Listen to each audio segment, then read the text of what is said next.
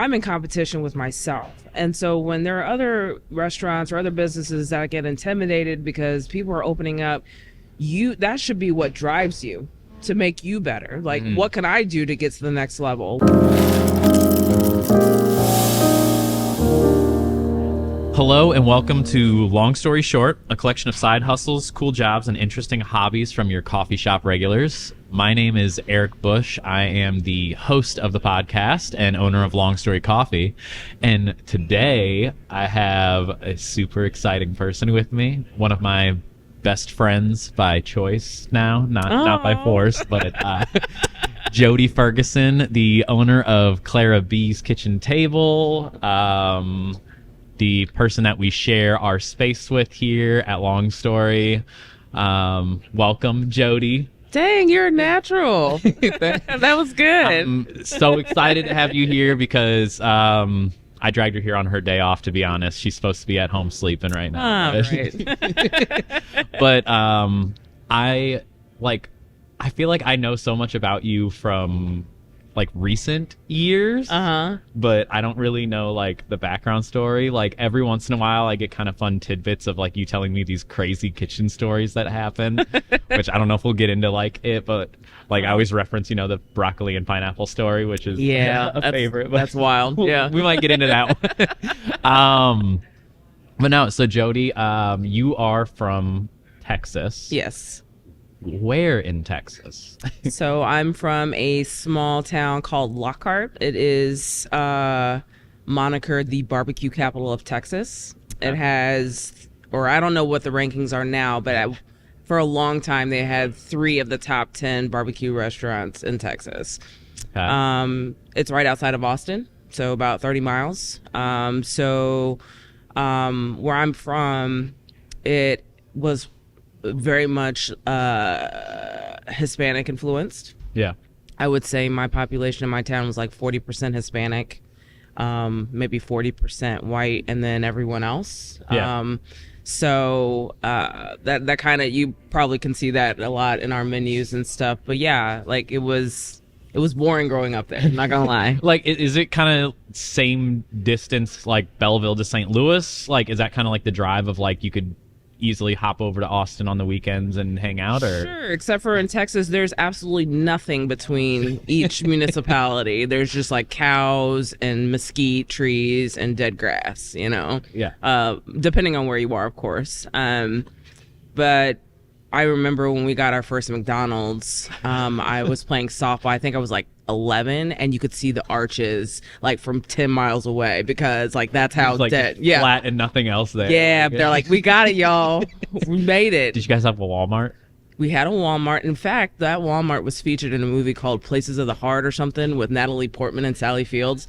Nobody knows this, but Lockhart is low-key a movie town. What, like Waiting for Guffman, What's Eating Gilbert Grape, some other things. I was like, hey, that was filmed in my town. I had no idea. The Faculty with Usher was in my town. It was at my school when I was in high school. It's like, why are y'all here? This place sucks, but whatever. Is it like just because it was close enough to Austin and Probably. like it had like a small town feel to it that Right, and it was pretty country, but the thing about Lockhart is that they had a lot of pride in the way that things looked. Like if you look at our downtown, it's very historic. They take pride in preserving things like that. High school football was really big. I mean, we're in Texas, so our football field looks pretty decent compared to even some small colleges. But didn't have McDonald's, but yeah. Man, okay. So like early days, were you always interested in like food? Were you like 4-year-old Jodie like climbing up on a stool helping mom? Okay, let's clarify this. So my name is not Clara B, right? No, it's her Jodie. name is not. It is Jodie Ferguson. And my mother's name is not Clara. It's Renee. Clara B is my grandmother. Renee Bloodworth, my mother, does not cook at all. She makes eggs and chicken noodle soup, and that's about it. Clara was the one that cooked, and she was the matriarch of the family. Like everybody would talk to Clara, and she obviously cooked. You probably read some of the stories, but like she was a farm wife basically, and people would pass through in Pennsylvania through their farm, and like she would feed the community. So she's not from Texas? No, originally, Claire's from Louisiana. We have family in Texas. It's a long story about how they got there, but Yeah. basically they own farmland in Texas and blah, blah, blah. But no, all the cooking that I know is mostly through my mom's friends, because once Clara died, I literally said, like, who's going to feed me? Because my mom didn't cook. Yeah. So my mom's friends, some were from Arkansas, some were from Texas. They all had these influences of food, and I would go to their houses, and I had friends who were from Mexico. And I would go over to their house, and they would like hand roll all the tortillas and make the beans all day, and they'd be speaking in Spanish, and I'd be trying to communicate, and I'd be like, lick, and they would just laugh at me. But no, it was cool. Like, I had such a different upbringing as far as like the influences of cooking. But Like, how old were you at this time? Like, were you like 6 and 7? and Yeah, and I you would were just like be in it. and like, if you didn't go somewhere else, like you weren't getting fed that night, or you were just getting your eggs in the morning and your chicken noodle soup at night. She wasn't cooking in the morning either. This was on the weekends. Oh. Weekends when it was time to clean the house and the music came on, and then there'd be eggs and bacon and toast, and that's about it. Mm-hmm. But no, I'd go over to everybody else's houses, and I would kind of see how they were doing, and then I started putting my hands and stuff, and my mom would have everything out of a box or a bag. Okay. And I got tired of it, so I started watching the Food Network. I mean, let me preface this. I love Renee, okay? Mama Renee, whenever she comes in town, she is my favorite. So this is no dig on her at all, okay? You know. No, she knows.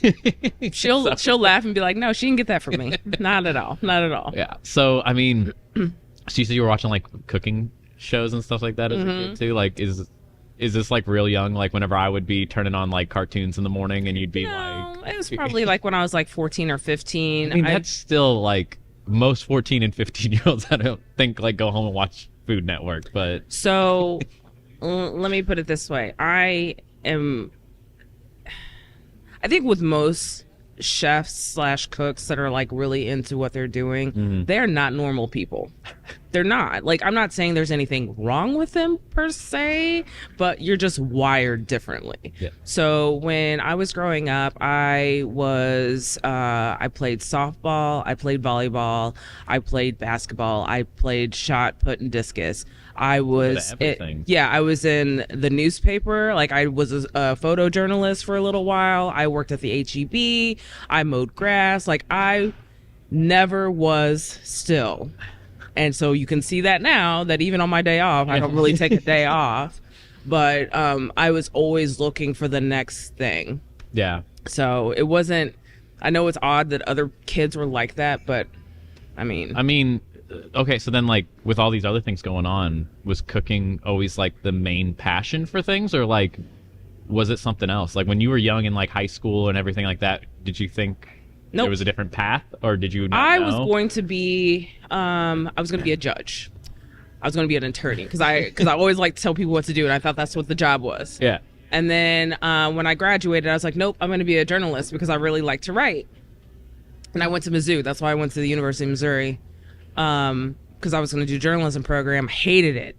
I was there for like maybe 6 months in the journalism program, and I transitioned into marketing and business. Also hated that. Like, first off, though, how do you get from like Texas to Mizzou? Like, I understand, like, I'm such a local person, I feel like, at heart, where like I understand like there's certain schools nearby that like people look at, and like then there's like big name schools that people go to. Like, do people in Texas know about Mizzou? Like, is it big enough for like? Oh, let me put it this way: Texas has the most expats and most colleges than you know. Like, if you go to Mizzou, if they're not from Illinois, they're from Texas. Really? Yep. Okay, so like that was it. This It is wasn't common. a weird thing for you to be like, I'm going from Texas all the way to Missouri. It may have been weird because of where I was from in Texas. I think a lot of people wanted to stay home, and you couldn't get, like, I already knew when I was probably 10, I was like, I can't be here. I try to travel as much as possible. Small tidbit, so my mom doesn't travel a lot, but she always made it where I traveled. So I learned to ski. I learned to scuba dive, like actual scuba dive. So I took a trip on a catamaran out in the Virgin Islands, like we weren't rich by any means, but my mom saved all year so that I could experience these things out in the real world, so that when I came home to Lockhart, like, it was boring. Like, I didn't want to do it. So I knew that I was going to leave Lockhart pretty early on, and my mom encouraged it. And so I had at least that level of support. But the reason I ended up at Mizzou was because I wanted to go into journalism. And then I took my ACTs. Apparently, I'm kind of smart. So they gave me a full ride, to go there and do that. And then, like, I discovered that, there's a lot of bureaucracy in journalism, which kind of is weird when you think about it. It's supposed to be freedom of speech and the press and stuff, but within these parameters. And I was like, no, thanks. There's, like, too many people telling you what you can and can't talk about. Like, yeah. So you started off in journalism, and then you moved into business, emphasis in marketing, and Spanish literature minor. Oh, what does that mean? So I can read, I can read and understand Spanish better than I can speak it. Okay. And I really enjoyed a lot of Spanish literature. Like Isabel Allende was one of my favorites. And so I just kept reading, and I somehow ended up with a minor in it. So, like, at this time, as you were doing all this business and marketing and stuff, like, what was the goal? Like, did you know what the outcome was, or were you just like, I just got to get a degree at this point, and, like, I'm good at this. Like, I would go to business class, I would go to whatever, and I was like, this is easy. Like, I would get A's, business law, all that fun stuff. It was boring though, and I ended up getting a job. One of my friends worked at a bakery. And prefacing, right before that, the food at the university sucked at the time. It's terrible. Terrible. They would have you pay all this money to eat in the dining hall, and it was horseshit. And I was spoiled. Yeah. Because all the people that I grew up with, that Mexican family I was talking about, they had Mexican restaurants. Like, I would go there after school to eat. So. And now you relocated to now I'm Missouri, and you're like, this is bland. This is awful. So I started cooking in the dorms. And if people gave me $5 to donate, like, to contribute to the ingredients, yeah, I would make it, and y'all could eat. So, like, what, like, hot plates in your dorm room? Like, what was? No, we had like a communal kitchen. Okay. So I'd set up a crock pot or whatever. And I only did that a couple times, but then I moved to an apartment and I started cooking for my friends and stuff on a regular basis. So anyway, I ended up working at the bakery. First, I'm just the register person. And then they're like, oh, you want to scoop cookies? Sure. You want to learn how to roll out this dough? Sure. Next thing you know, I'm pretty much 100% responsible for making the croissants. And I'm now going to work at 2 a.m. While still in school? Yeah. Man. So then, I remember I did an interview to work at Payless for marketing logistics. And I'm like, what the hell am I doing? Well, where am I at right now? What am I doing? This isn't me. And I almost didn't graduate because I was short of some kind of elective. You know how you have to have so many points or whatever. So I found this one called Career Explorations, and there was a book they made us read. It was called Do What You Love and the Money Will Follow.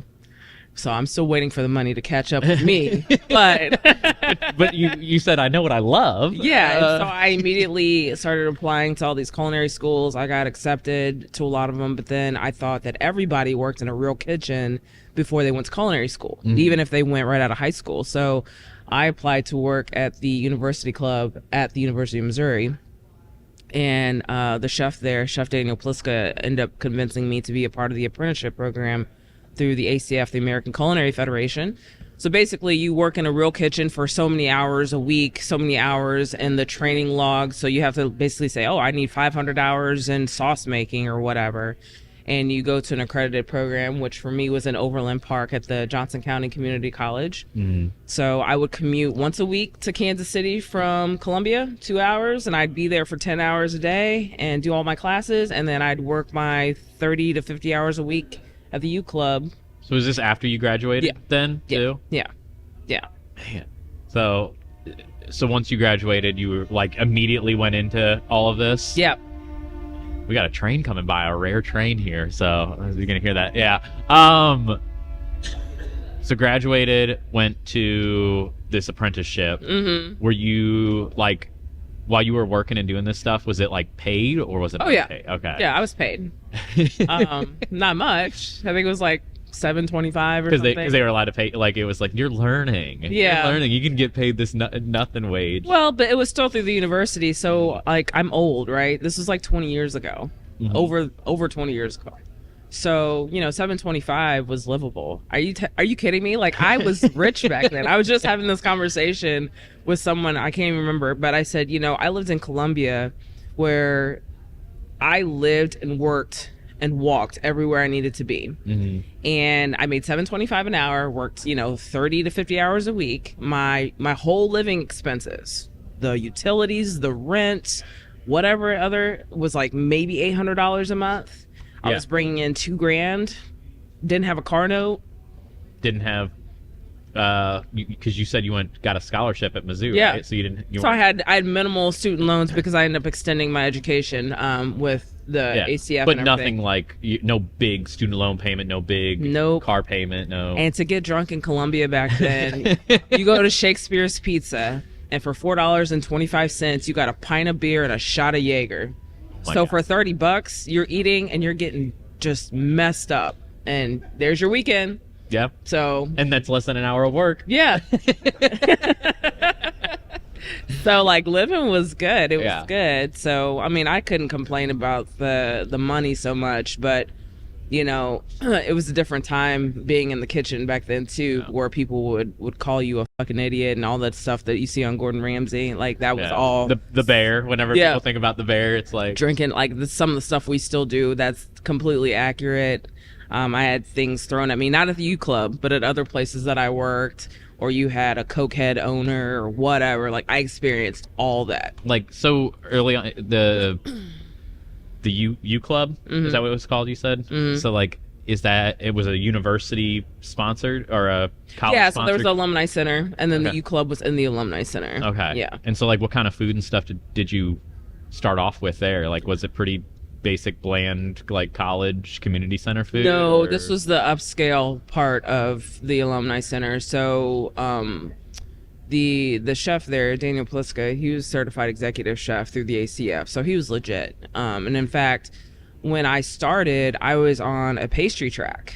So I was predominantly in the pastry department, and then when the pastry chef left, I ended up taking over. I wasn't a pastry chef per se because I was not experienced enough, and so like there's like different tracks that you can go on for like different types of chefs and. For sure, but I was focused on that, but I still had to take everything else. I wanted to be well-rounded because now being a pastry chef, it's hard to find a good one. You said, but then at the same time, but it's hard to find a job if you are a pastry chef because your skill level is at a certain level, but nobody can afford to pay you because when you go out to eat, how often do you get desserts? Yeah.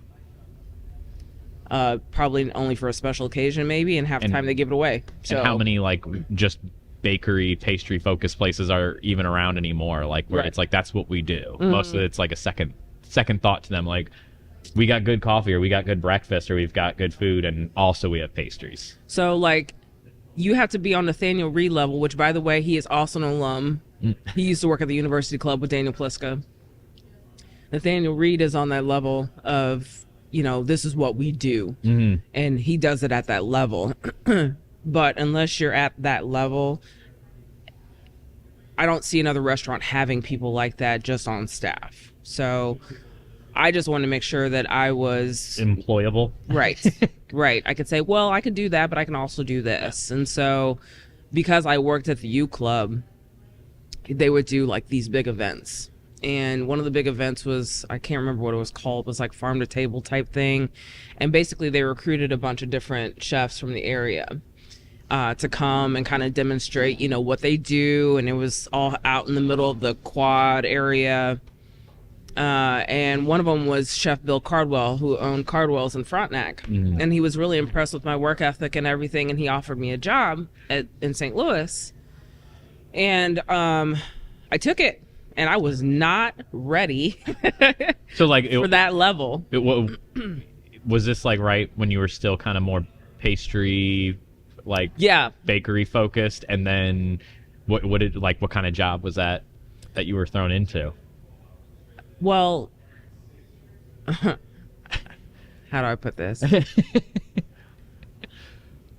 the You get really comfortable where you are. Like, you know everybody, and you know all the nuances and what pisses people off and things like that. But every restaurant is like its own biodome, if you will, like the atmosphere, the energy, the toxicity or the lack thereof. And there were some cool people there, but there were some people who were just like so egomaniacal, and were just so focused on bringing me down. Now I can say that at the time I wasn't ready for the position I was given. Absolutely not. It was more like I was so impressed with how they treated me. Like, when I had to do a tasting, and they put me up in the hotel next to it, and I was like, oh my God, like, wow, I'm like, living the glamorous lifestyle. I'm so good, and but it's not just about your skill level. It's about your ability to adapt in very stressful situations. I don't think people take into account the reason why the hospitality industry is hurting so much for employees is because it is highly stressful back there. You're trying to produce a product for people. They have no idea how much effort goes into it if you're doing it right. And then you have people treating you like shit and then being like, oh, you're beneath me. But why would I do this all when I can go work at Walgreens for the same amount of money and, not have to deal with it as much, And we go back to what I said a while ago. You're not right in the head. That is why I do what I do. There has to be something in you to look past all that and say, but there's something else beyond it. I don't know what it is. Like, you love the food aspect of it. Like, Yeah. you got to ignore almost all that background noise of the environment and everything and be like, you got to focus on the food. Yeah. Even my own employees will say, I don't know how you do this every day. I don't know. I don't know. There's like, if you're really into what you do, you'll get a anxiety in your stomach thinking about, like, did this thing get done? Is this going to come in tomorrow? Is this going to taste the way I want it to? These are things that are constantly occupying me. But then saying, but what's next? It's never over. So you moved on, you got this job, and what was like the title that you had there? I was sous chef. You were sous chef? Mm-hmm. So I worked the line at the U Club, but I didn't really work the line on the level that they worked it. Like, their lunches were like 100 people, and our dinners at the U Club might be 75 on the weekend. But it was like coursed and, all la-ti-da. I mean, how many people were in this kitchen that you were working with then? The new one? Yeah.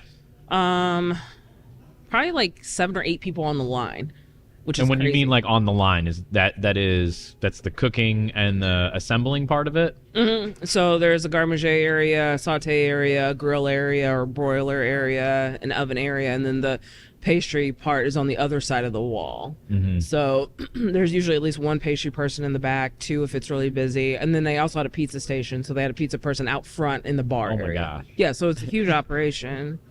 And like you probably heard about on the Bear when people talk about, like, they just constantly hearing the tickets go off. Like, that's a real thing. Like, you're just like, you're traumatized because it's like it's not stopping and it gives you anxiety. You have to work it long enough to, like, not be able to notice it anymore. So but I think I lasted there maybe 5 months. I remember Bill Cardwell said to me, "You've got to be stupid or crazy to be doing this." And I'm like, okay. We're like, I see my ACT score, so I know it's not the first one. So what was messed up, though, is that it seemed like there were a lot of people there that were good, but there were a lot of people that seemed miserable. And I kind of was like, I don't want to necessarily be in a place where I feel miserable. And if you've ever had a job that you hated, like really hated, yeah. I would drive to work and it would be raining or snowing or sleet, whatever. And I'm like, I swear, if I fall off this bridge, it'd be the best day ever. That's how much I hated it, And I ended up developing a hiatal hernia. that was so bad that I had to go into emergency room. And from the time I started working there to the time I left, like in 3 months, I lost like 50 pounds. Oh my gosh. Yeah. It was horrible. And so they had to talk with me like, hey, like this isn't going to really work. And I was like, I agree. And so like they the ones that approached you about yeah, it? Like, yeah, but I was just like, I have to, you're right. Like, I don't like it here. I'm not doing what you need me to do, and I can't do it here. So, I was let go from there, and then I was still living in Soulard. I was like, I gotta have a job, and I started working at Llewellyn's. I didn't know you worked at Llewellyn's. Which as a one? Server in Soulard. Okay. If you can't see, she is audibly shaking her head right now. But I want to go on record that I am not officially a people person. It's okay. Llewellyn's and Soulard is closed down now. They don't exist anymore. So there's a couple of really good people there. I'm not gonna lie, but it was less about the people who ran Llewellyn's. It was more about the people who visited. Yeah, I mean they call it the island of Soulard. I know, and it's because there's the people that live there and they never leave, and then there's all the people that vacation there. Quotes of like their weekends and partiers and well, I started 2 weeks before Cardinal season. Ooh. And I had never really been a server like I'd been like a cafe server. It's different, right, than that. And these people are already drunk at 10:30 in the morning, grabbing at you, calling you out your name, and you're supposed to smile. And I'm not a smiley person anyway. But I'm also I'm an unfiltered person, so if I feel some kind of way, I usually say something about it. So it was really difficult. Although I made good money there, I have to have so much respect for people who do front of the house, because some of these people are just awful and they know it, but they feel like they're okay to do it because they're a paying customer. Yep. Anyway, I didn't last there long either. Also because I saw the conditions of the kitchen sometimes, and I was like, I can't. I can't respect that. It's not. It's just different. Like I said, every kitchen is different. So, like at this time, were you done with your apprenticeship? Oh yeah, I'd been done. Been done. I had actually hung out at the U Club after I graduated and got I was a certified sous chef through the ACF. After I got my certification, I was there for maybe a year and a half, and then that's when I moved to St. Louis. Okay. So then. But all this time I'm trying to find jobs in the kitchen, and I submit my resume and everybody's like, ooh la la, because I interned at the Peninsula in Chicago and I worked in all of their restaurants, even the La Ti Da one where the chef went on to do Chef Duffy went off to do big things in Chicago.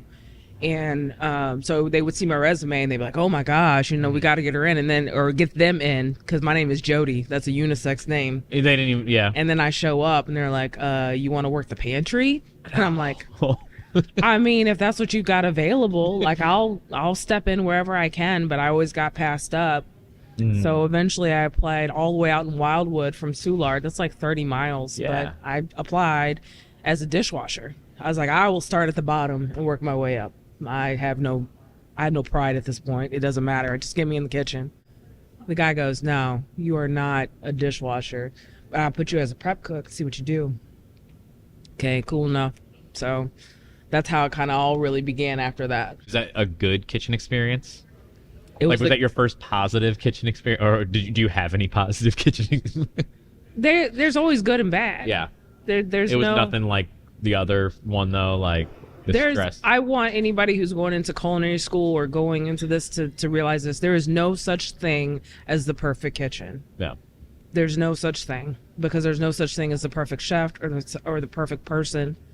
Doesn't exist. You just have to find the most balanced one, or the one that feels good to you. So you can have kitchens that are super stringent, and like there are kitchens, I don't know if you know this, that you are employed to actually run between stations. Like, do not waste time.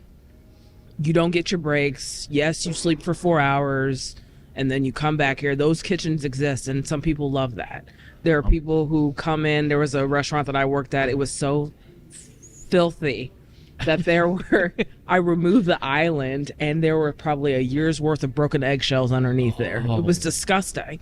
But this is their dynamic. This is like, how they live. How do those places make it past like your health Inspection? inspectors and stuff? Oh, that's another story for another day. Yeah, But like because some inspectors just come in and just look to make sure your fridges work and there's no active rodent activity while they're there. And then there's some who like will dig into your ass. It just depends on where you are. yeah. Like for example, St. Clair County's right in the middle. I think they do what they need to do, without being obnoxious about it. But yeah, that kitchen environment, it was an independent restaurant. The chef there, why am I having a brain fart of his name? Oh my God, O'Brien. He was super positive, and like we would listen to music in the kitchen and he would show me things, and he had this neurotic morning cook. He was out of his mind. Like he was like type A, like I've never seen, and he would work with his tongue hanging out of his head, but he was so fast. And I was like, look at this guy. Like, what drugs is he on? He was amazing, though. And he ended up being my sous chef because I became sous chef at that restaurant in like 6 months. Yeah.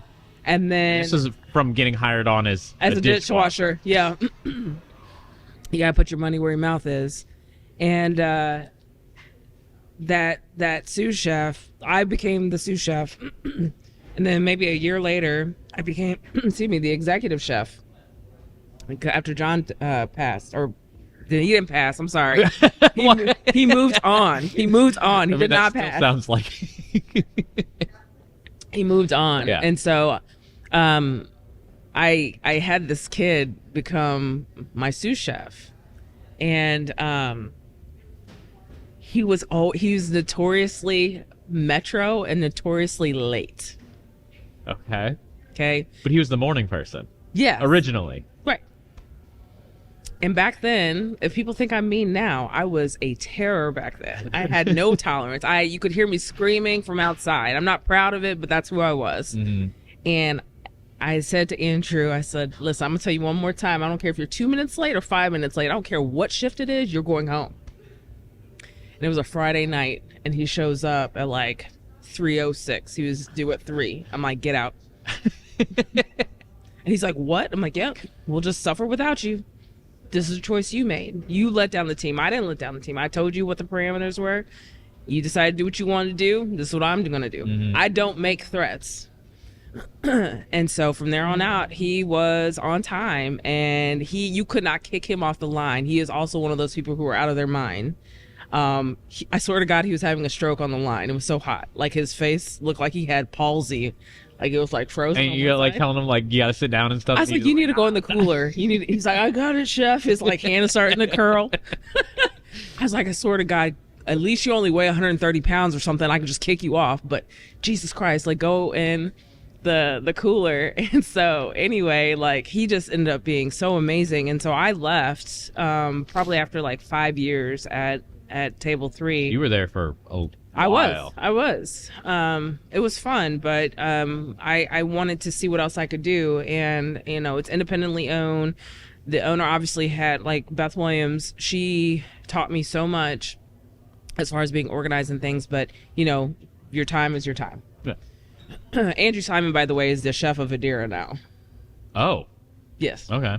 So he's at least, is he still the same way? Do you know? Oh yeah, I mean he's calmed down now. I think a little bit. No, he's still out of his mind.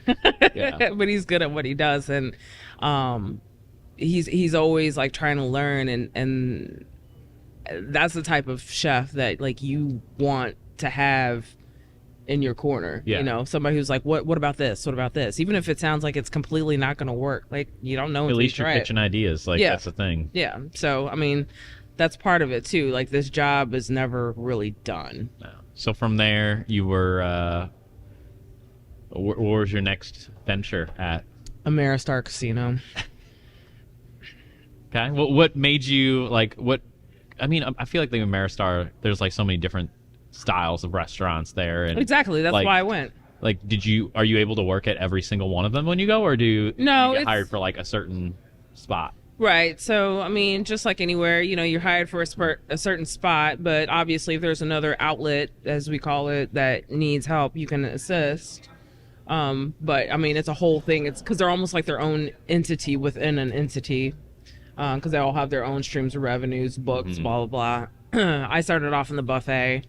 One of the first things I do when I move into any restaurant or any organization, I go through their coolers. Okay. I want to see what kind of organization, what kind of cleanliness, what kind of product we're working with. Is it a bunch of pre-made? Do your cooks actually organize and know what you have? Are you rotating? Things like that. And let's just say it wasn't my level of cleanliness. So, the thing is they were also union. I mean, there's good and bad with union, but... Well, the whole, well, that's not my job. It's like, yeah, but our job is always to provide safe food and comfortable food. So... It is your job. It is kind of your job. Like, I understand it's not specifically written, but, what kind of dirtbag are you to serve people rotten food or whatever? So... Anyway, they put me into pearls after the buffet. That was cool for a minute, but I did not like the bureaucracy. I did not like, I just didn't like it. It wasn't for me. And so I moved to Marriott at the Grand, another union property. Yeah. Cleanliness was not there. It's just like an ongoing thing with like big kind of style kitchens, like...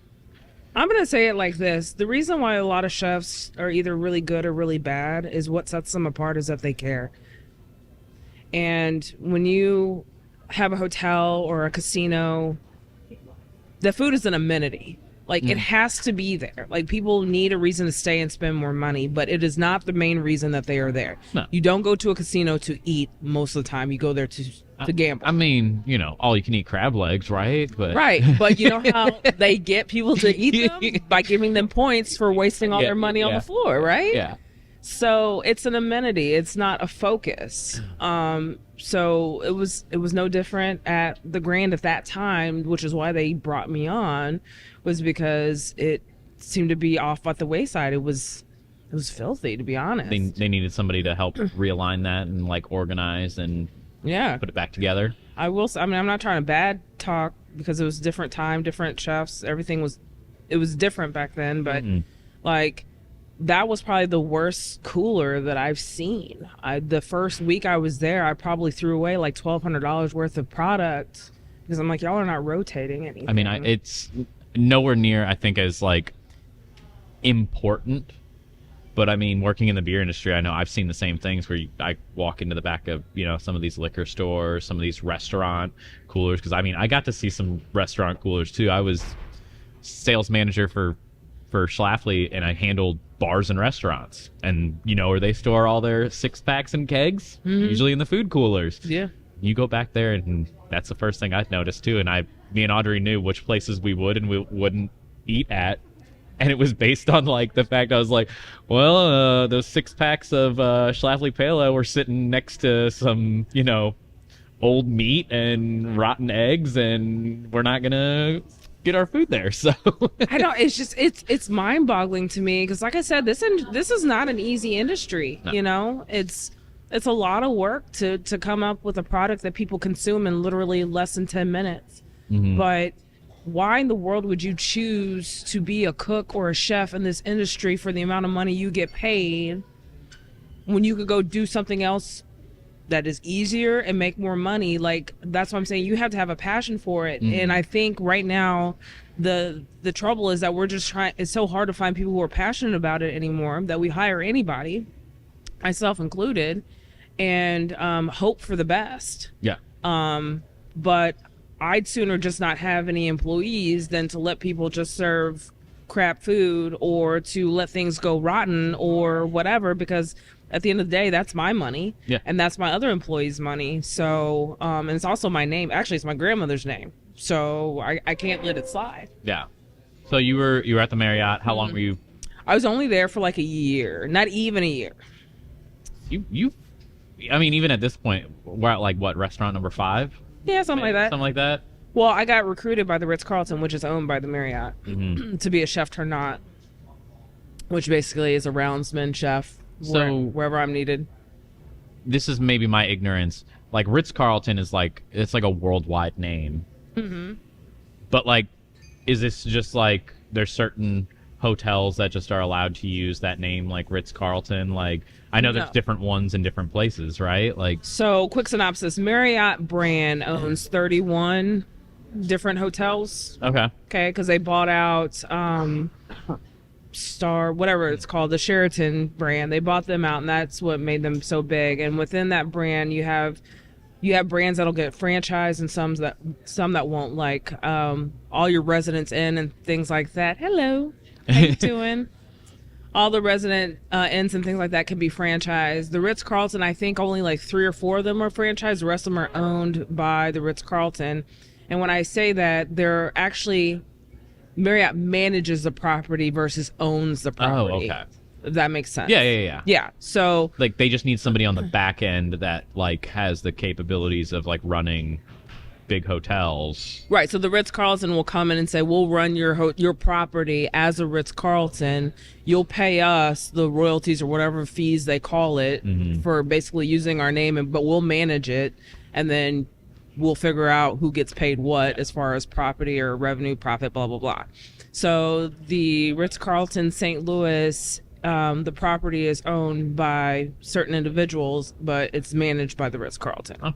Okay. And so, like, is there a quality that, like, when I think of Ritz-Carlton, you know, I think high end. Like, Sure. that's yeah. my thought. Like, Yeah, I mean, that is what separates the Ritz-Carlton from the Holiday Inn. It's the service component. yeah. That's the number one thing. Whenever, you know, I look, because I was one of their beer reps for them too, and like, I always, like, their dining spaces are always very elegant.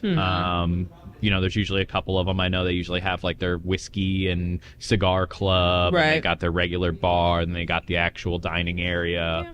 And like, it's not just guests of the hotel that'll eat there too. Right. Like, people locally will go to that restaurant, right? Yeah. So that was no different. I was, as the chef tournant, I could work in the fine dining. I worked in the banquets. Sushi, the lobby bar was where they did the sushi. I didn't ever work out doing sushi, but I would help the garde manger in the back. So that's what I did. But one of the things, people probably don't know this about me, but when I'm not super stressed or trying to do the job of 12 people, I actually am pretty organized. And so that was probably one of the things that helped me elevate to that next level. And that's how I became the executive sous chef. Is just, you know, obviously I have a work ethic above a lot of other people, but on top of it, I'm highly organized when I have the ability to do so. And so I was there for 3 years, and then the pandemic hit. Yeah. So, and I mean, and that's like at this, from like culinary school all the way to this point, like, was your main like mindset of like, I'm gonna work in kitchens my whole life, or did you ever have the idea of like, this is all just gonna lead up into me doing something on my own? My aspiration,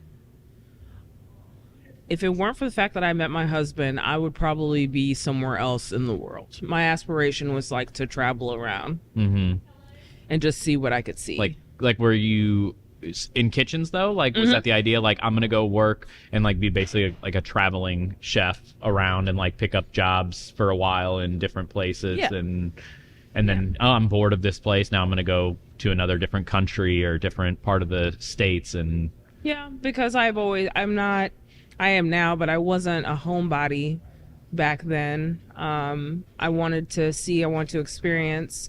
I enjoy having, of course I love eating things that are familiar to me, but I also love to try new things. Oh yeah. So, you know, if you stay in one area, you're eventually going to try everything there is to try. So time to move on. But, you know, I will say even since moving to St. Louis, you know, in the beginning, it was all toasted ravioli and whatever crappy pizza. I'm sorry. and gooey butter cake. I'm team anti-emo. Sorry. But then like over the years, like to see that progression of people moving in and like having different, like Vietnamese has always been really good here, but now you're starting to see like more African and different levels of Thai and things like that. Like it's really cool to witness. So I'm just waiting for it to kind of transition a little bit more on this side of the river. That'd be great. Yeah.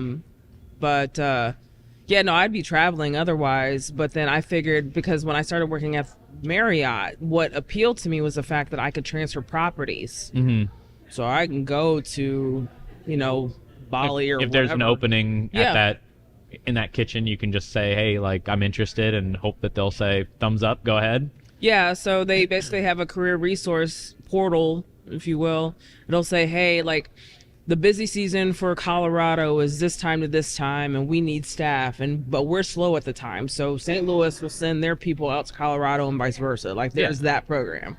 So that's what I was kind of looking forward to, but, things change. Yeah, I mean, you said pandemic hit, and, like, was there, like, a gap that happened? Like, did you leave an actual kitchen and you were like, when the pandemic hit, were you still working in a kitchen, or like did they send you home, or is it like, we got no guests, there's nobody here kind of deal? Like, so what ended up happening was that they started to like kind of do they'd start furloughing people, but like on a rolling basis. It wasn't like all at once. There was eventually a big like let go of everybody, but I was one of the last ones there as far as like in my level. And they ended up keeping like maybe 5 cooks to work because there were still guests coming. And we do have a couple, or at least one resident that I knew of that actually lived in the Ritz-Carlton. So they still had to be fed. Yeah. But we were all thinking that, this will be over in like 2 months and we'll all go back to work. So I was still getting paid once a week, like getting paid 1 day a week, plus whatever vacation I might have had, and then whatever my unemployment was, with the idea that I was going to go back. And I even went back for 2 weeks to cover my boss who went somewhere. But then, I eventually got let go, and even before then, though, I thought it might be coming. So I started to think about doing the food truck. Yeah. That was a thought that was kind of playing in the back of your head for it? Yeah. I was really disappointed being in Belleville. I felt like even before the pandemic, there was like nowhere to really eat breakfast. That is 100%. Like, I've always really felt that. Like, there's a few good spots that are like hidden gems around here that you can go to every once in a while. Like, there's a little diner on the West End that I enjoyed going to, like mom and pop place. And, back way before Bread Co. was a fast food place, it seemed like it was the nice place to go and sit down and get a little, breakfast pastries and things like that. But then, yeah, I mean, compared to what was growing in St. Louis, we had nothing. Like, yeah, I lived next to Half and Half. Oh my God! When in the beginning, that place was amazing. I mean, I haven't been Webster or Clayton. I went to Clayton because I lived in the Loop. Yeah.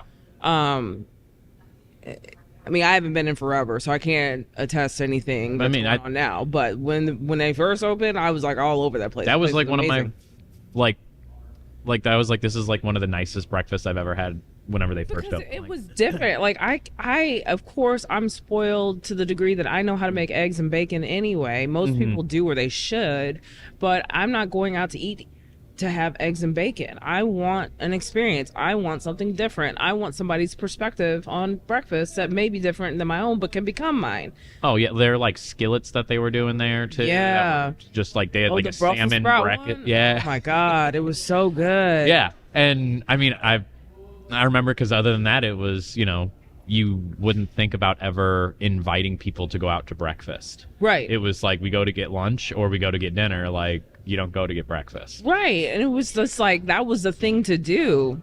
And so, like, there was nothing like that over here. Yeah. And even for a few restaurants that were starting to do breakfast or brunch on the weekends, like, you could tell it was just like, they're trying to add to the revenue stream, which I can't be mad about that. But, like, at the same time, you could see that it was an afterthought. Yeah. I mean, it's a lot. I'm not gonna lie. It's a lot to do all the things that people want you to do. People don't realize how much It takes effort. a whole kitchen. It takes probably a whole different set of ingredients that you have to carry at all times because, I mean, you don't use those things for every other lunch and dinner meal, right? No.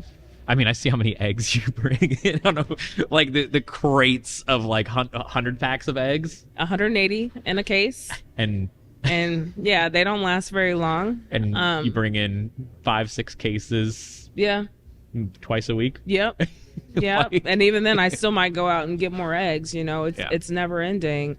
We go through at least 100 pounds of bacon a week. Oh my God. Yeah. That Wennemann's man that just drops off cases and cases of bacon. Yeah. So, let's address the elephant in the room when people talk about, Clara B's being super expensive.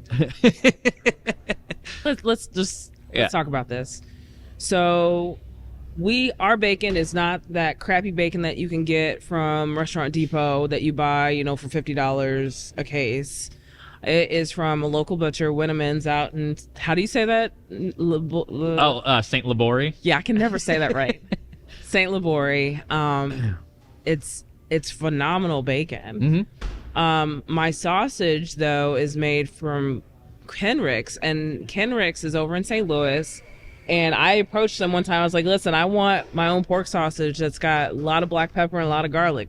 Hook me up. And that's where I get my sausage from. So if you're wondering why it is that we charge as much, is because I'm not paying $2 for this sausage. I'm paying $5.69 a pound for breakfast sausage. And then I watch you even with the vegetables that come in. It's like the movies whenever I see those people in the kitchens and you're looking in the cases and you're picking out which ones are good, which ones are bad. Yeah, we pay for quality. It does make a difference. You're like, why are these eggs so good? Because instead of paying $20 a case, I pay $43 a case because it comes from a local farm. The reason the greens were so good is because it came from a farm. Yeah. We try to get as much local stuff as possible. In fact, I remember there was somebody who made a comment about our spicy honey chicken being too expensive. Well, I was ripping people off is what they said. You know how much honey costs per pound? I mean, first off, let's just get on the honey, because I know you hooked me up with your honey guy. I have a honey guy. Okay. Yeah. Kurt, right? Yes. Blessed Bee Company. If you want to know why the scorpion honey is so delicious, it's so good. I refuse to get it from anywhere else. I tried to buy some other cheaper hot honeys, and they just don't do. They just don't do. And you can tell the difference. But that honey is $100 my cost a gallon. Yes. That means for me to put that spicy honey on your chicken biscuit, it cost me, just the honey, cost me $1.75 to just put it on the biscuit. Yep. The biscuit itself that we make by hand with all butter, buttermilk, and cream, each one of those biscuits cost me about $1.50 raw, not even the baker who gets paid way above minimum wage. Okay. So right now, without the chicken, you're already at what, $5? Yep, close. Yeah. So, and the chicken breast is what, $2.50? But okay, so it's $7.50, $8 now. Why are you charging me $11? Well, the other $3 has to do what? Utilities, insurance, taxes. Yep. Unemployment. Oh man. The list is long, and it's not. And what it said, I don't normally respond to people in their comments. Yeah. On reviews, you give me a 2-star, you didn't like it. We're not for everybody. I get it. It's fine. But don't tell me I'm ripping people off, because you have no idea how much we have to pay in order to stay afloat. Yeah. Oh yeah. And the margins are so razor thin in the restaurant industry. So you said, come over to my house, come see how I'm living, and tell me I'm ripping you off. Yeah. Yeah. If you think that I'm I got this lavish lifestyle because I made an extra $1 off of you today. Was it yesterday or the day before? I was like, look, there's a hole in my sock. Yeah.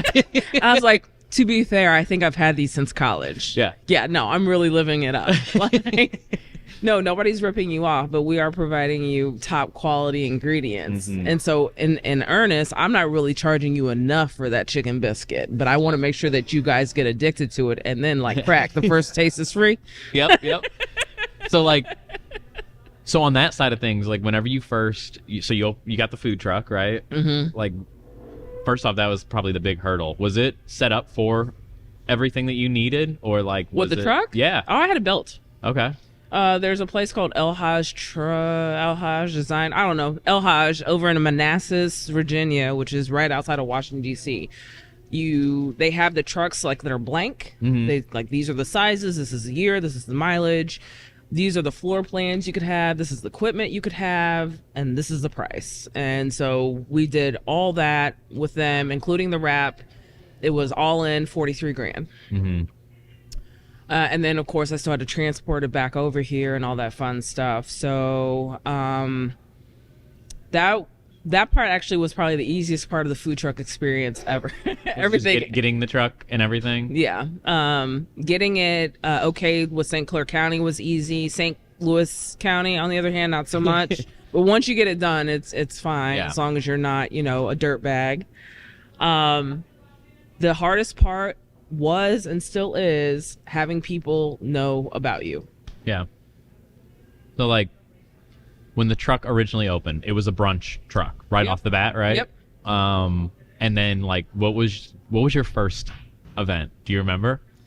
It was okay. So I was freaking out because I couldn't find a commissary, Okay. and I finally got the Union United Methodist Church to let me use their kitchen because they were closed for COVID. Okay. And Because you gotta, this is the thing with food trucks, right? You gotta have a home base. yes, you cannot cook off the truck technically. I will tell you right here and now, there are plenty of places that don't follow the rules, and you either learn to live with it, or you don't. But not every place is on the up and up. But yes, technically you're supposed to have commissary. And I decided to do like a grand opening. Mm-hmm. The problem is I tried to run the food truck like you would run a kitchen, and it does Because not. that was your whole background, right? Right. Like, Oh, you make the grits like to order on the truck. You make this to order on the truck. Next thing you know, people are waiting an hour for their breakfast. yeah. And I'm like, I swear it's coming. Like, I'm crying on the inside. I eventually cried on the outside. There was a lot of crying in the So beginning. what was the first one that you... That was over at, actually in the parking lot. It was a grand opening. And then I invited all these people, and I was like, oh, we're going to make like $5 grand, because you hear about all these people. And I think I made like $700. Yeah. How many people did you have crammed on the truck for that first day? I think it was only 4 of us, Yeah. but only 3 actually in the truck, and then there was somebody outside. And how was like the experience? Like, because that was the first time like full go of like I'm cooking on a truck and not in a kitchen too, Right, right? Like, right. Was that a learning curve? Yeah.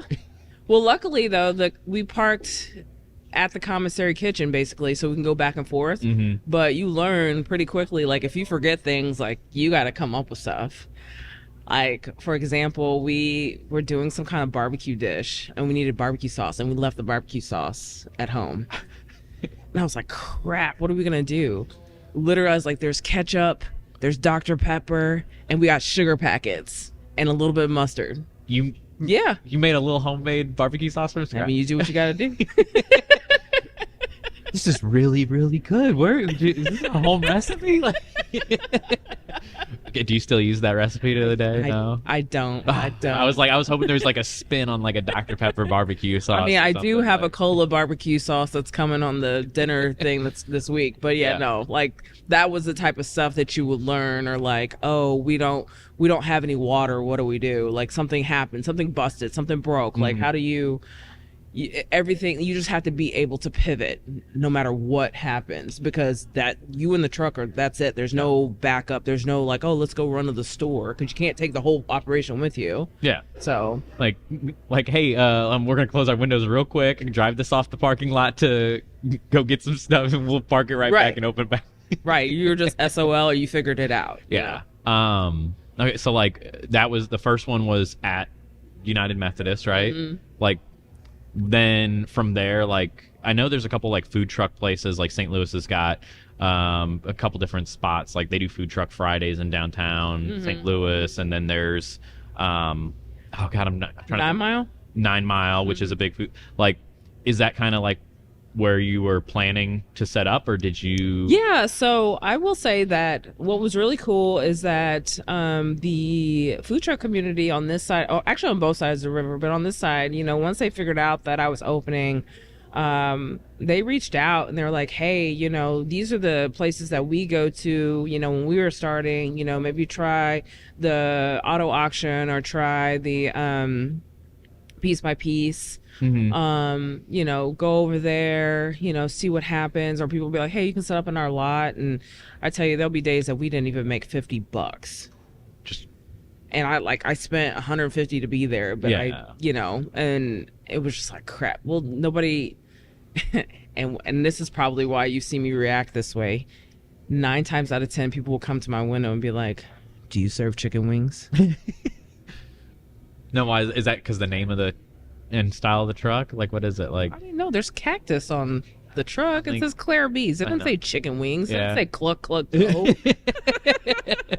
like what do you think is the reason? Like, I don't know, but it's like people around here are obsessed with chicken wings, which is cool. But like, for real, how many places can you get chicken wings? Why are you bothering me about it? I mean, you go to the gas station and get chicken wings. Yeah, I mean, you can go to any pizza place, you can get chicken wings. Any bar. Yep.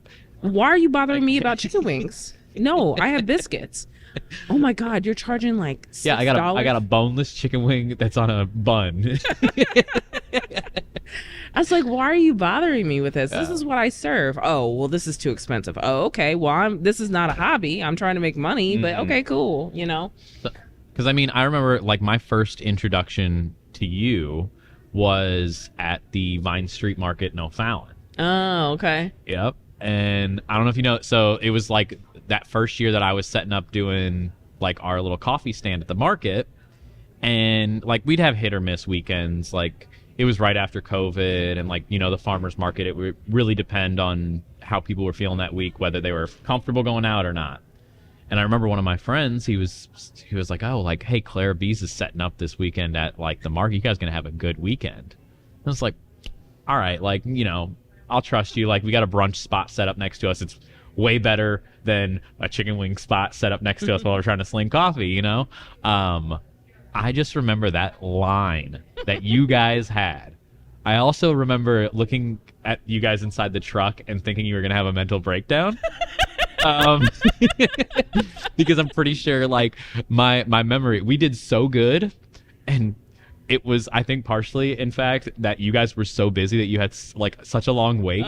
People were just sitting on the curb next to our coffee stand, and like they'd get their first one, and then they'd be like, I guess we're still waiting on the food. Should we just go get another coffee while we wait? Like, we sold people like 2-3 rounds of coffee, and like I remember I went up there and I got your duck fat biscuits and gravy, and I was like, damn, okay, this is worth that wait. Like, I was like, and people would be like, oh my gosh, there's like a long line, people are waiting, like, should we, what do you guys think?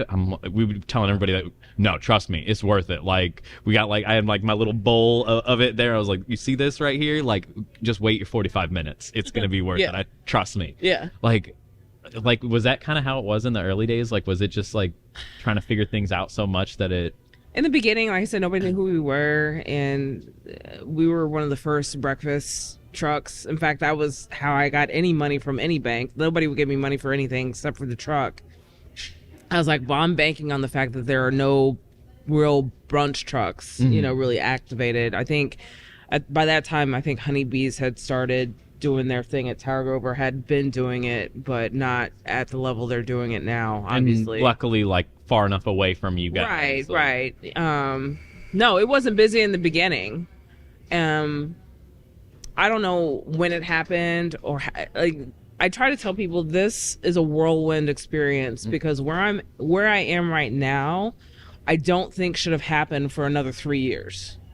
Like, this was not a slow growth. This was like a boom. And like, I'm just like running, trying to keep up. So I can't honestly answer when that happened. When we first went to Vine Street, I think we were busy. We were way busier than we anticipated, because we had never been to a farmer's market, really. Yeah. You never like had a real early morning kind of event. Which, No, like, not like that. no No.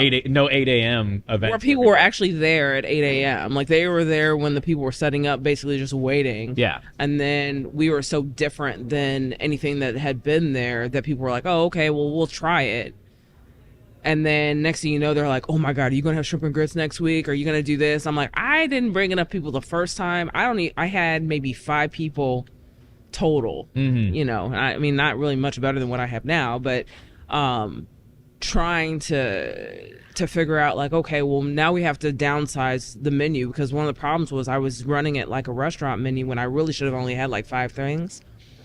And so once we got that down, we were able to like manage it a little bit better. I also wasn't making things ahead of time.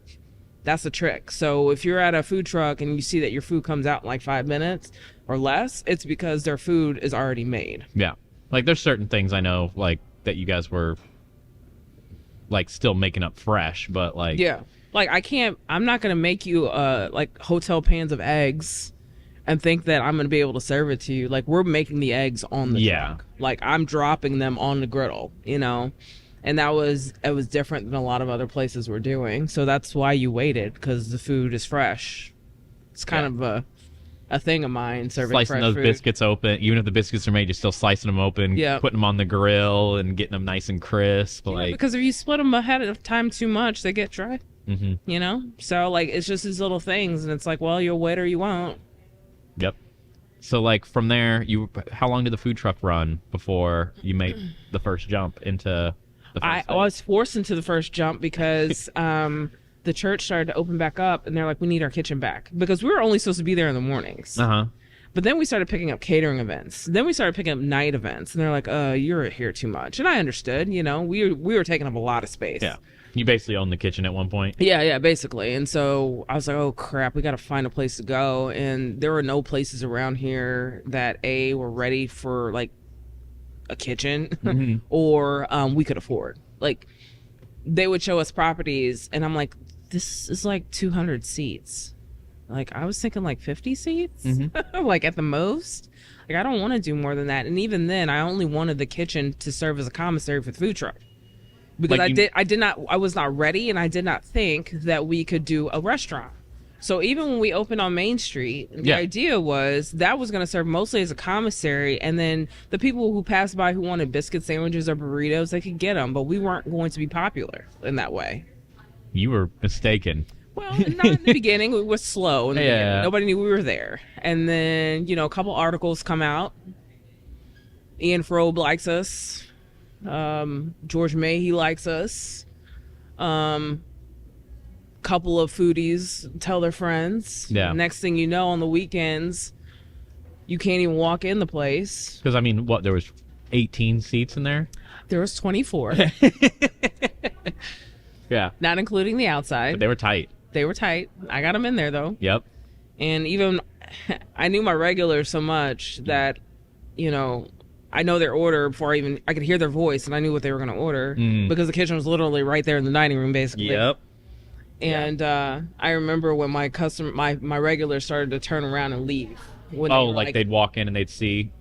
And I was like, oh, this isn't going to work. But, like, at that time, like you said, you were just not planning for it to be a restaurant style, right? Like, no, because at this time we're still trying to run a restaurant and do the food truck. So I might work 80 hours now, but back then it was like 120. Like, I'd sleep for 4 hours and then like try to set up the food truck and get up early to make biscuits, smoke brisket, whatever, and then jump on the truck, try to make sure that the 3 people that are left behind can handle it for like 3 hours, go on the food truck, hope to make the money that was worth it to do all this, come back, clean up, break down, prep for the restaurant and the food truck the next day. how many days a week was the one downtown open? I mean, that was my Saturday, Sunday spot, but like, was it? It was only open 4 days a week. Okay. So was that Wednesday or Thursday through Sunday? Yeah. Yeah, that was, man. Like, that was, I knew as soon as, like I said, I was introduced to you from the food truck at the Vine Street Market, and then as soon as I saw you guys open downtown, like, I started going there. I know because Marie would answer the phone. Mm-hmm. And she, what do you want, Eric? Which, like, it's so funny because it's that whole thing of like you guys know who your regulars were. Like, Right. Marie knew who I was. Like, Mm-hmm. I don't know if it was caller ID or just she recognized the number at that She point. might have. But, like, She might have. I mean, we know our people. Like we were saying the other day, it was Monday, and we're like, Ashley did not order her lunch today. Well, we hope Yeah. she's all right. yeah. Yeah. Oh yeah, I think that's one of my favorite things that I didn't realize was going to be my favorite thing. Like Ron, Mm-hmm. me and you both know Ron, and like he switched it up on us in the new year. Did you see that? I was like, what? No tacos? You're on to the breakfast sandwich now, huh? Oh my god, yeah, he came up and he ordered. He always gets a sugar-free vanilla latte from us, and he ordered a sugar-free mocha. And then I was like, Ron, what are you doing? He's like, I don't know, I thought I switched it up. I was like, well, you're still getting your tacos, right? And he's like, I think I'm gonna get a salad. I was like, what? Yeah, he did What? that the other day too, and I was like, what? Okay. Yay. But like, no, I mean, I love that like people, you get to know so many people, and like there's like a kind of community around it, which is fun. Yeah. So I mean, did you see like a lot of those people that started off there, like did they all kind of transition over here too, or I would say only half, because people thought we had closed. Even though it said in the window we moved. yeah, People thought we closed. So like maybe like 4 or 5 months later, I didn't know you reopened. I was like, well, did you not follow us? Because the Facebook and the social medias and the website, they're still going. They're still there. Yeah. You know, we were closed longer than we wanted to in the transition, obviously. But like, we were still trying to sling. I mean, I still have people messaging me saying, are you not serving food out of the food truck? I'm like, are you serious? Yeah. She's just serving as a wall right now. Yeah. Like- I mean, so then like that whole conversation, I guess, to start on that end, like I know on my end, when I was building this place out and working on the kitchen, like I put out a word of like, you know, we're building out a kitchen space, you know, for lease, like who's interested? Like, what did that look like on your end of things? Like, were you actively searching at the time? Or... Oh, yeah. So probably by the time September hit, I noticed that my rent and my utilities were almost the same, like the cost. Mm-hmm. So you were looking at $3,000, not including insurance, employees, nothing. I had to, well, because I have that fancy business degree, I can extrapolate how many seats I would need at how much money in order to cover that and make any level of money. Yeah. It was never going to happen. Even if I were open 7 days a week, I'd be lucky to make $500 a month in profit. And at this point, I'm still not making a profit. We're still trying to pay off like all the beginning fees. So when people are like, oh, you see all this money coming in, blah, blah, blah. It's like, no, you have to pay off all your debts first, you know? So, you know, that's why you hear that most restaurants don't turn a profit for 3 to 5 years, depending on how big it is. Ours will probably be a little bit sooner because we didn't have to put as much money up front as other places who are building it from scratch, like the building, like the ground up. So anyway, in that old space, I pretty much determined that we would have to make about $30,000 a month to be profitable there. But with the size of the operation, it was never going to happen. So we were looking for a new space. Anyway, I didn't think I was going to look for it that soon. I figured I would probably like let it ride another 6 months or so and then like really try to look. But then it was like kismet. I'm looking in the Belleville News Democrat and I'm like, look at that. And Marie goes, hey, I know that guy. Yeah. She's like, that's so-and-so. Like Tommy knows him. And Yeah. I'm like, oh, okay. I was like, well, you know. And then I don't know how we figured out that you were my neighbor.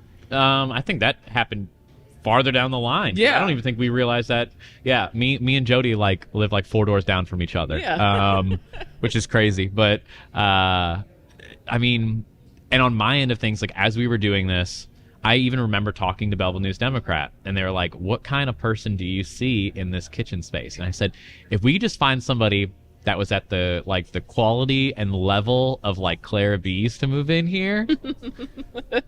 I was like, you don't have to put that in the article. Like, I don't need you saying like we want somebody like Clara B's, but then like yeah, getting that phone call from you, I think it was initially because I think Marie's husband reached out and like got everyone in contact and everything like that. Yeah. And I get a call, and I was like, Audrey, Clara B's just called me. They want to move in. Like, no, I mean, I think it was such an exciting thing on my end. And like, I just never expected because it was so soon from your other place opening. Like, yeah, this is the gift and the curse, right? Yeah. Again, we were not supposed to grow that fast. This was not all supposed to happen so fast. Put it in perspective, I've opened a restaurant twice in less than a year. I do not recommend it for anyone. You've opened a food business 3 times. 3 times in the last 3 years. Yeah. It has been a beautiful struggle, as they call it. Yeah.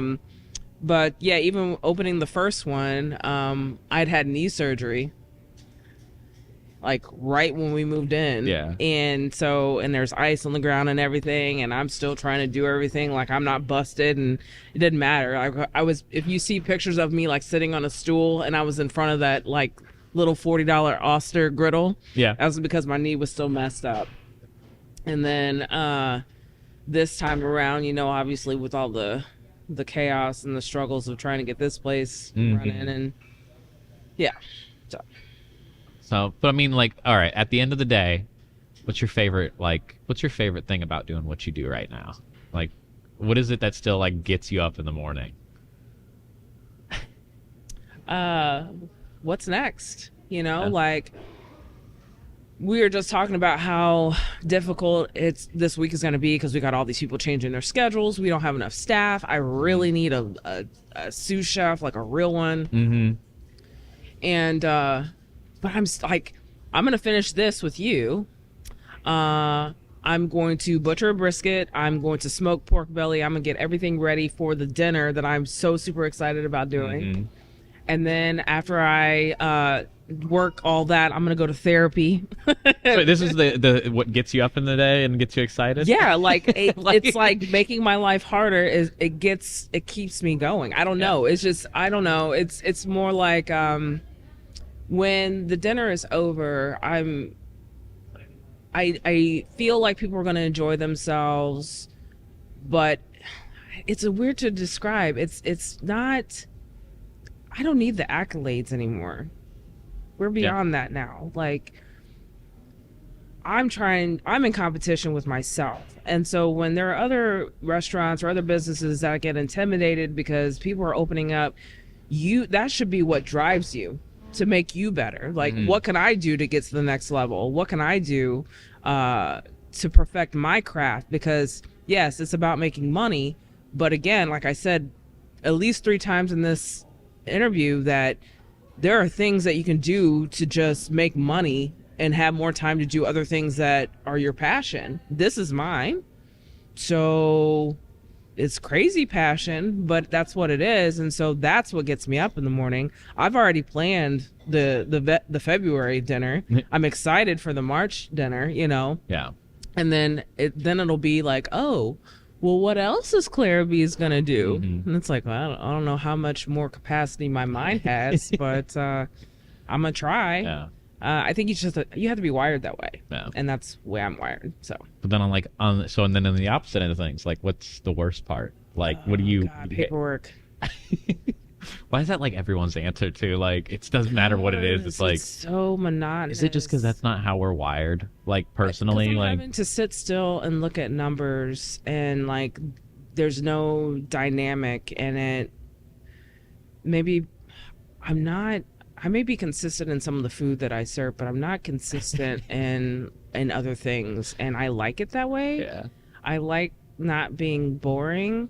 Or status quo, but the numbers are boring and status quo. Like, I know that, I mean, if I'm doing my job anyway, the way I'm supposed to be doing, I know that it's going to be slower the first quarter, it's going to pick up in the second, it's going to be a shit show in the third, and I'm going to be waiting for my vacation come the fourth. I already know that that's going to be the trend. So, but I still have to review these numbers to make sure they're on point. I hate that. The good, the bad, the ugly, all of that. You got to look at them no matter what. And the other part that I don't like about what I do is I don't understand why people find it necessary to tear down other businesses.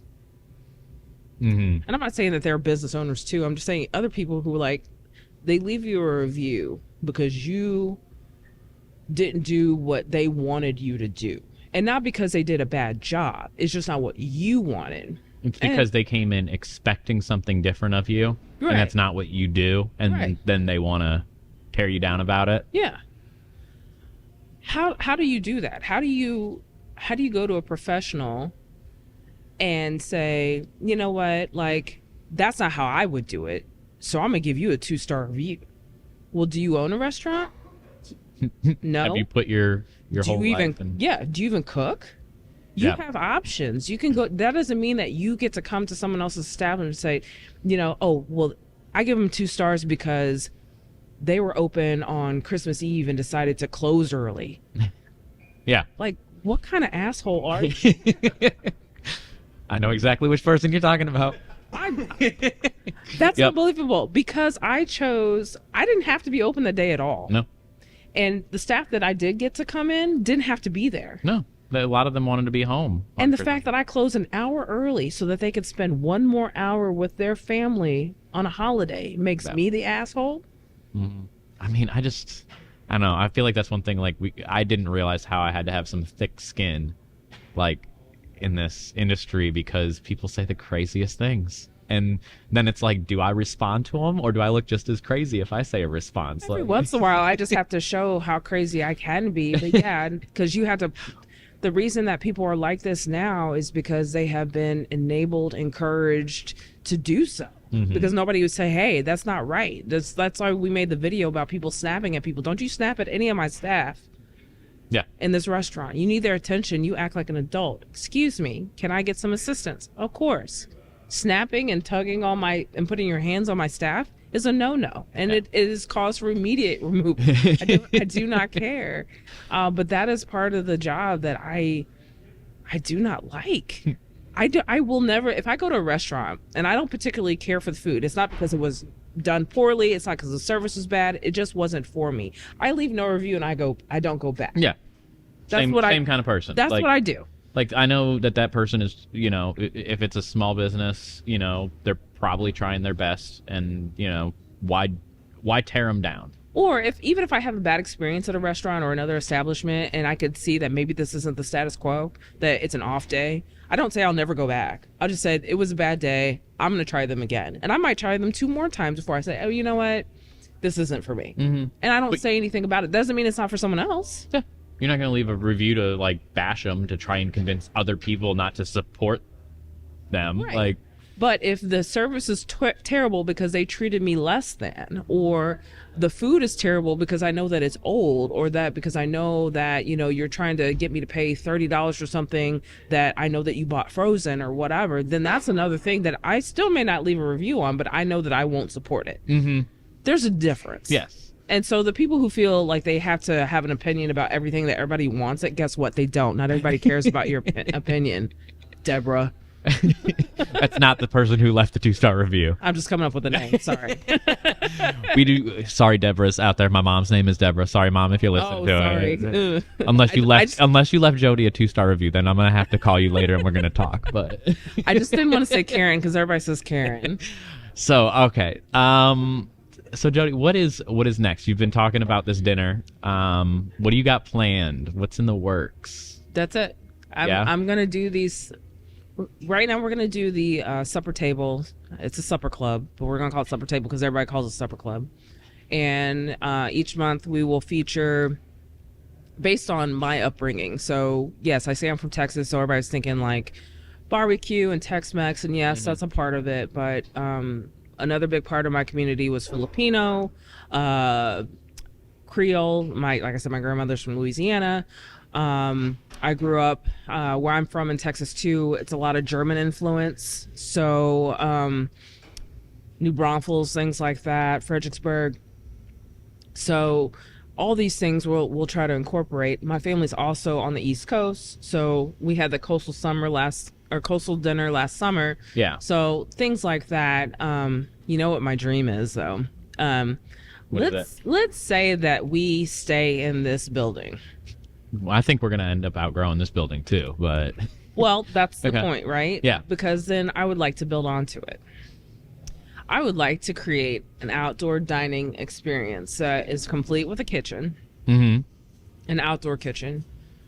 Because where I grew up in Lockhart, there's a barbecue restaurant where essentially it's like a smokehouse that they put a screened window on that you can sit right next to the fire and burn up.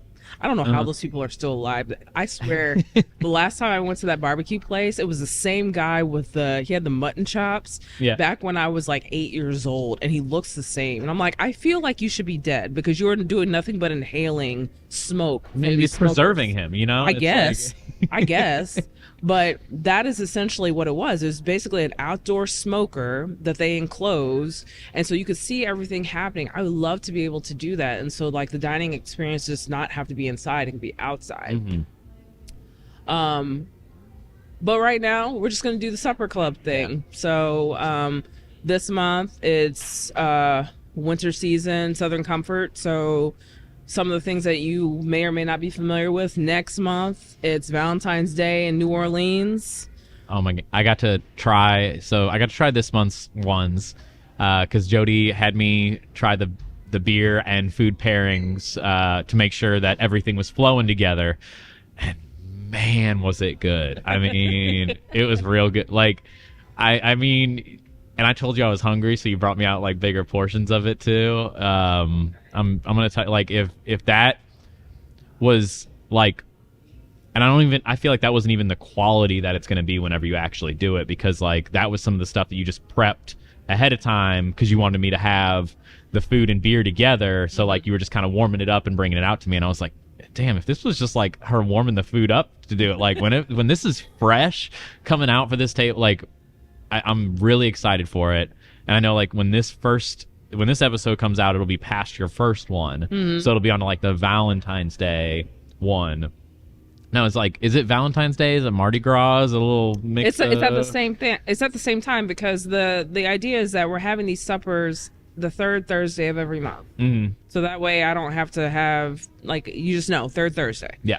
And so the third Thursday of February happens to be right after Mardi Gras, which is that Tuesday, and Valentine's Day happens to be that Wednesday. So we're not doing a Valentine's Day dinner on Wednesday.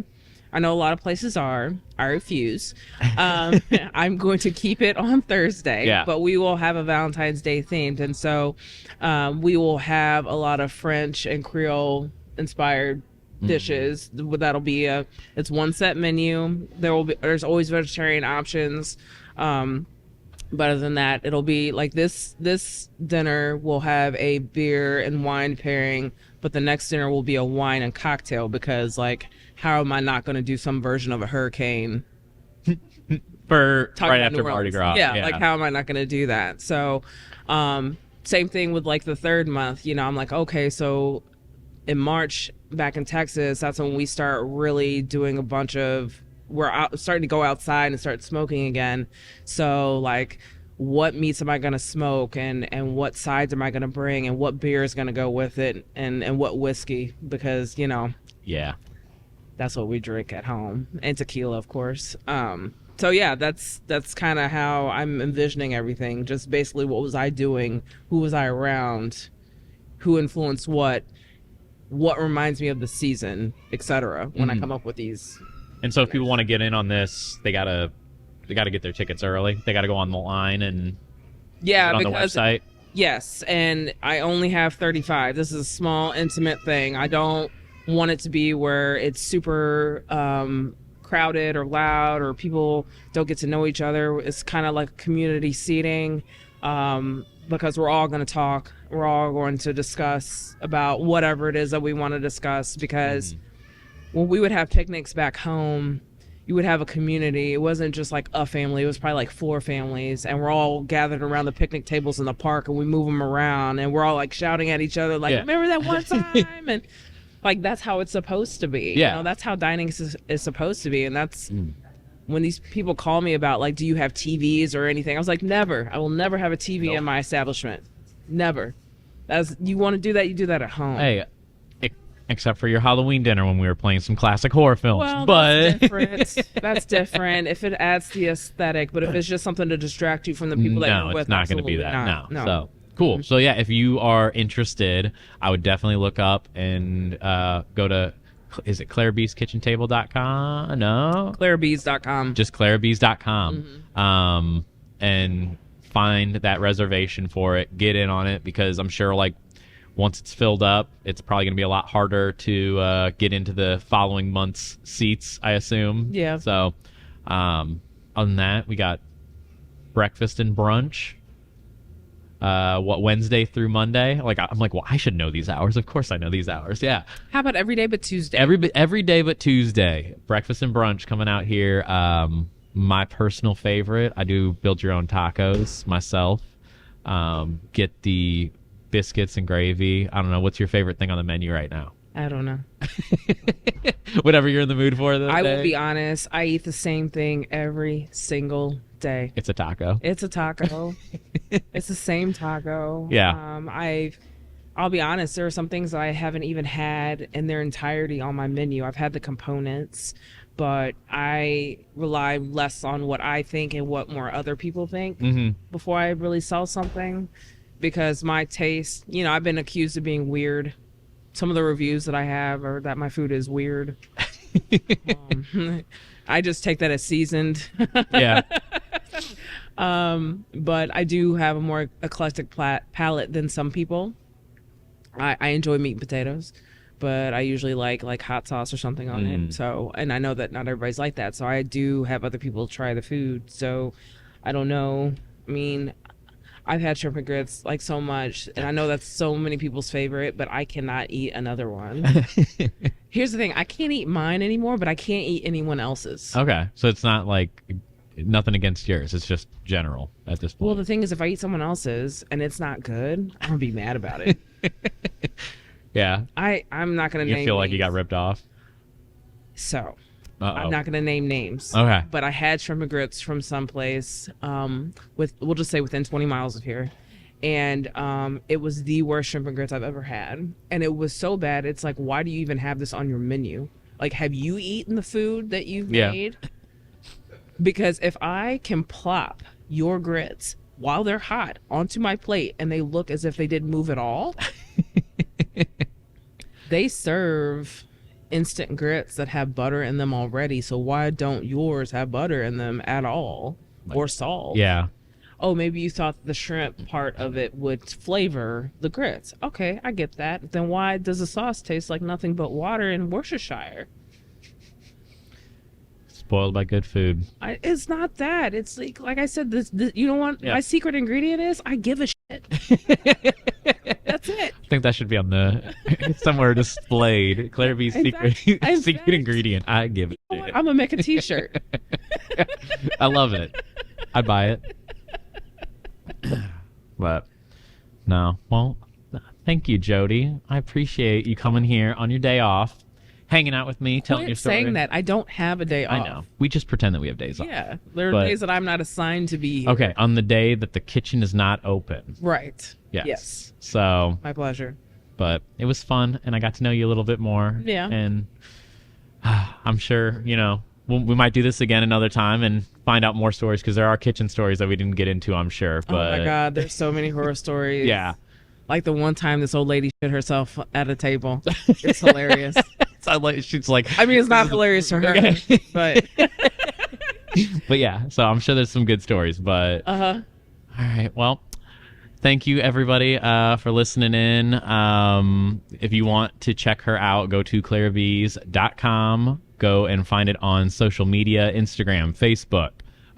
If you Google search them, look at their hours that they're open before you give them a call and ask them if they're open. That's not my pet peeve. That's not her pet peeve. That doesn't bother us at all. But no, come and definitely see her next time you're coming and grabbing a cup of coffee, because we love Jodie, and her name is Jodie. It's not Clara. It's not that's Clara another B. T-shirt. I'm not Clara B. So, but no, thank you guys, and we will see you next time on Long Story Short.